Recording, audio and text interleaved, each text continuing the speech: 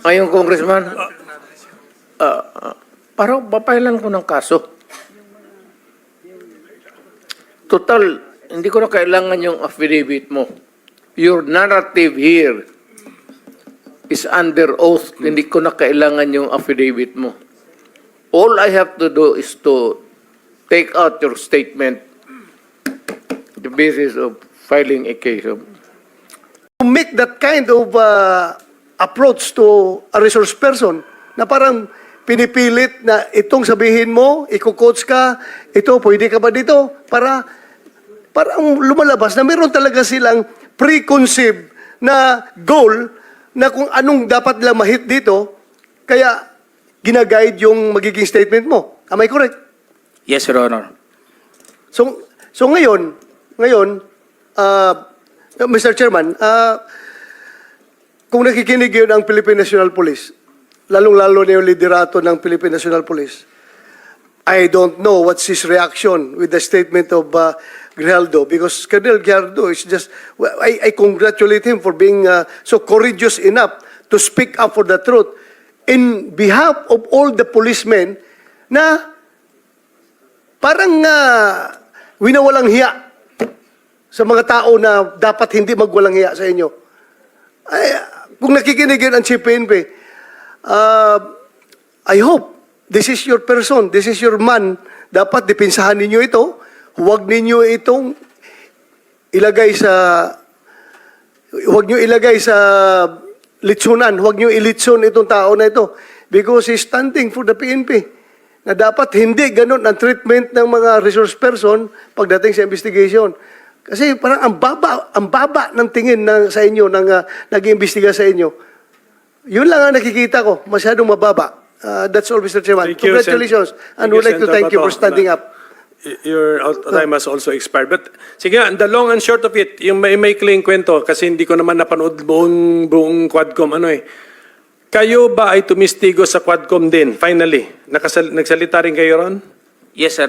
We were already at the... Nag-affidavit ka doon? Nagsabit ka Wala po kaming in-affidavit. We're just... so, ilang tanong lang ang sinagot mo doon? Ilang tanong? Tungkol saan? Anong topic? The last time that I was asked by Congressman Paduano, it's all about the operation sa Oron, Your Honor. Oron? Sa Oron, One yes, particular operation? Yeah. Sa first appearance mo? Second appearance mo? Anong topic? Your Honor, the first appearance on September 27, it's all about about EGK that time, Your Honor. Sige, basta wala kang affidavit, so makikita na natin. Okay, so my colleagues, the President is getting tired. So kung meron tayong questions for the address to the former President, tanungin na lang natin. Sir, okay ka lang, sir? Sir, I'm good until 4 o'clock. Yeah, I know. 5 na, sir. 5 na. Totoo, sir. 4 a.m. 4 a.m. He's referring to 4 a.m. Hindi ako nagpapatawa. Yes, I know. I know that, Mr. President. Mr. Chairman, Okay, so- just to clarify, and I hope I didn't miss anything. When Colonel Grijaldo made mention about him being asked to lie and being asked to be influenced by a legislator, he is by himself, Mr. President. Can you answer the There's question? no one in the room who can Witness. Sino daw naka-witness ng exchange Is na there yun? anyone, sir? At present the time, the two lawyers of Colonel Garma, they were on the right side of at the back that time, Your Honor, because it was discussed in the table on this place, and it was shown to them also. It can be seen by the two lawyers, because we are only 5 in the room, Your Honor. And seen and heard Yes, Your Honor. the words that you uttered a while ago. Just because one of the lawyer reacted when I refused to confirm the statement, because the holdings of this paper, Your Honor, like this, it was on the second page, and I've seen some notes or names, and my name was indicated in that statement. So when I rejected, or I don't want to say rejected, parang nag-explain na ako na hindi ko kayang i-confirm yung statement na yun. And what was the Sabi niya, reaction again? The reaction of the lawyer said, hindi na rin sila umimik, Your Honor. Kasi yun lang naman gusto nila na mag-collaborate do sa statement na pinabit ni Colonel Garma. Thank you, Mr. Okay, Chair. so can we now entertain questions directed to the former president? Ano, sir? You're right. Wait a minute. Yes, Mr. sir. President raising his hand. Yes, sir. Thank you for giving me the time. I'd like to ask the Colonel, sino yung idiot na superior mo? What is the question, sir? Who is the superior of... Yes, the one who... Alam mo ano ang ginawa nung ulol na yon? Subornation of perjury. That is a crime. Tingnan mo sa revised penal code. Subornation. Sige po, I think you already stated it, ano? Kaya Colonel Grijaldo. Nasagot na po niya, Mr. President. Nasa testimony na po niya. Sige po, can we now proceed? Who has questions for the former President? Mr. Chair, Oh, I'd like to make it clear na yung ginawa ng idioto na opisyal mo o classmate mo. Sir, it's not officer, congressman.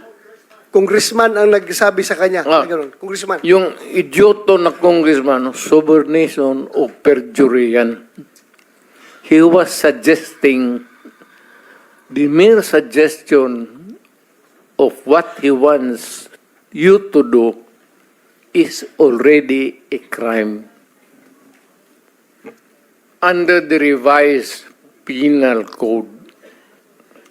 Yung inuudyok mo yung tao na mag-execute ng affidavit falsely or making a false narrative, subornation of perjury. yes, that's a crime under the Yes. revised penal code. Yes, sir. Thank you.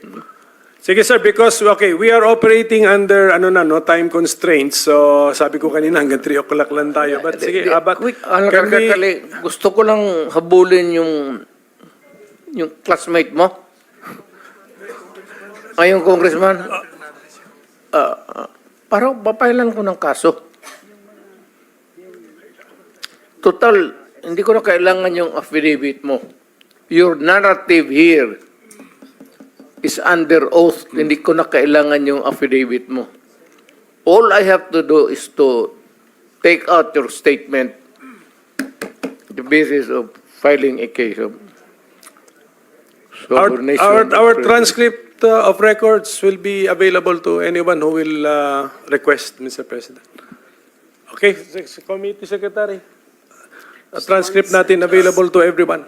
Okay, so anybody? Your Honor. Senator Risa? Can we... Your Honor. what is it about, ma'am? About subordination of perjury. We all know about the theory I about just wanted to subordination. say na ganun din po ang ginawa nila. Okay. Subordination of perjury. Sige po. Thank you. Thank you.